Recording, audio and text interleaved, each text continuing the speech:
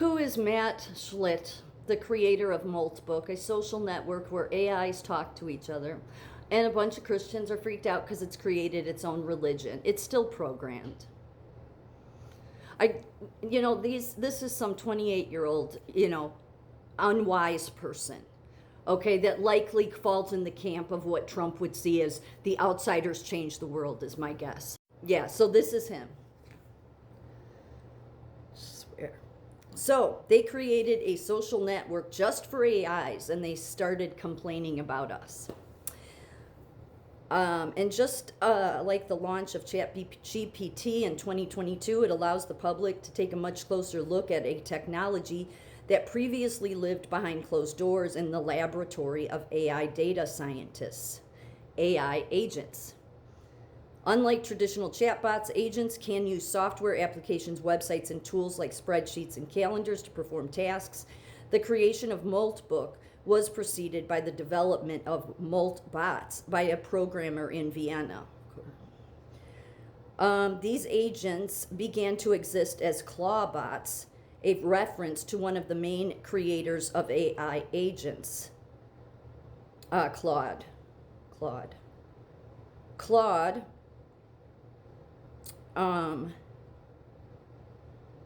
From Anthropic. The main difference is that a Moltbot is open source, meaning any user can download the code and modify their own agent. AI agents are already in some ways alive with companies like Google, OpenAI, and Anthropic. They're not alive. They're not alive. They are going to come on to become some Skynet thing, okay? They want you to think that. Foolish, unwise men, mostly Silicon Valley in general, again, but Trump, loves these people. They're the outsiders that change the world, not for the better. To Trump, I'm sure. No.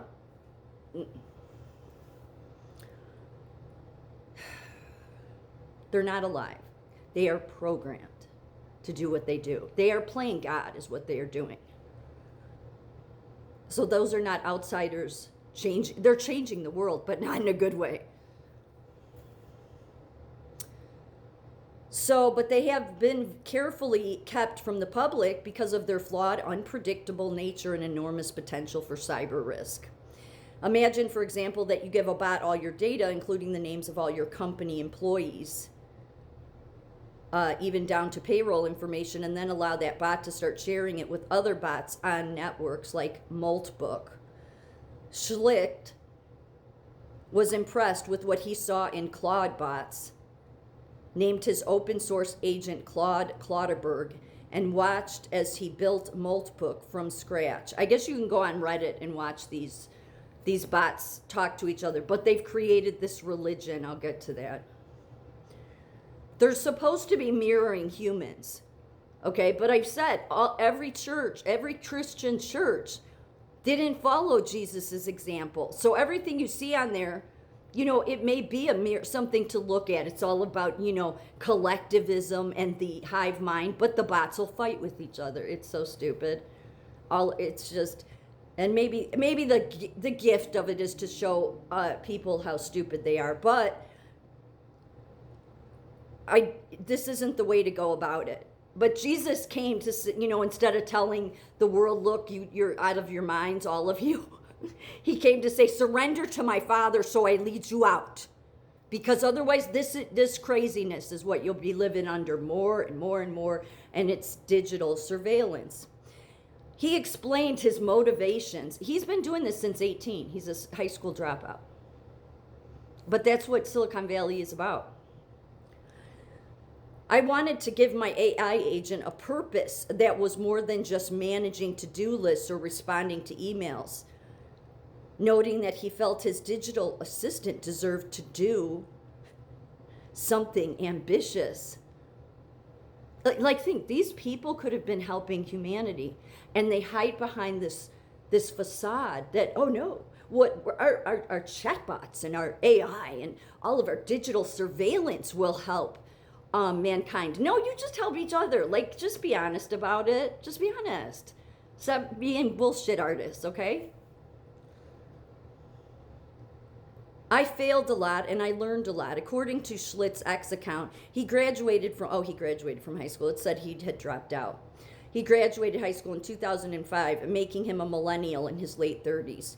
He wrote in January 2025 that he went to an amazing school on a scholarship, surrounded by people who had 100,000 times more money than I did. It was so weird going to their houses. He added that he was expelled from high school because he spent more time, building technology products than doing his homework.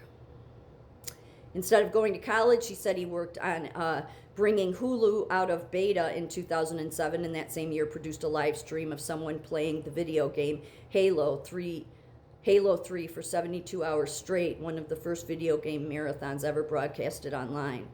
Woohoo! Schlicht moved to Silicon Valley in 2008 and began working for the founders of Ustream as an intern, literally doing whatever they needed. I didn't care. I worked 24/7, 365 days a year. He remained with the company through IBM's acquisition of Ustream. Yeah, IBM, I don't even know why they're still around. I mean, the Holocaust wouldn't have been as successful if it wasn't for IBM, yet they still get to make a killing, which just a side note here regarding corporations and the Holocaust. Corporations are the people that could have stopped it, but they cared more about money. So that's what a fallen world we live in, and man just justifies that.